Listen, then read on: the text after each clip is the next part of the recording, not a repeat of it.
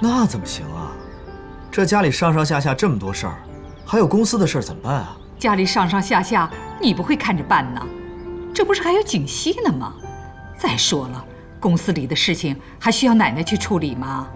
我呀，我该放放手了。奶奶，你就好好出去玩吧。家里呢，我一定会尽力照顾好的。有你这句话呀，我就放心了。我这次出去呀，就是想啊，给你们小两口创造一个单独相处的机会。我在说什么，你应该明白的，可别让我失望哦。好，知道了，奶奶。奶奶，您说什么呀？什么明白不明白？你不需要知道。奶奶，旅途愉快。哎，好好的啊，你们两个人早点回来。哎，好，拜拜，拜拜。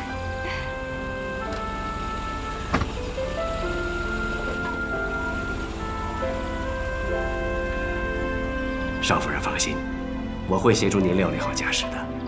谢谢方叔。我先去了。好。家里公司那么多事儿，奶奶拍拍屁股就走了，也太不厚道了吧？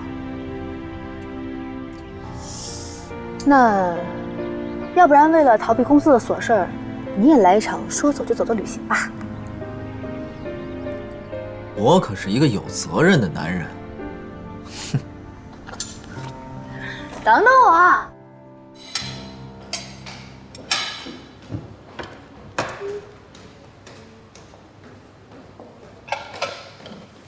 露露，少爷，我车钥匙呢。少爷，你要出去啊？啊，我要去趟公司。哦，汽车钥匙，少奶奶，那钥匙在这里。呀，平时也不见你这么积极，怎么奶奶一走，突然之间脱胎换骨了？哼，我倒想休息几天，可是奶奶前脚一走，公司的人就把我电话打爆了。我现在要去公司收拾那帮老家伙。开车小心点啊！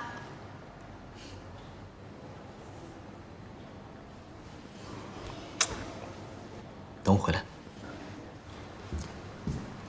在家等我。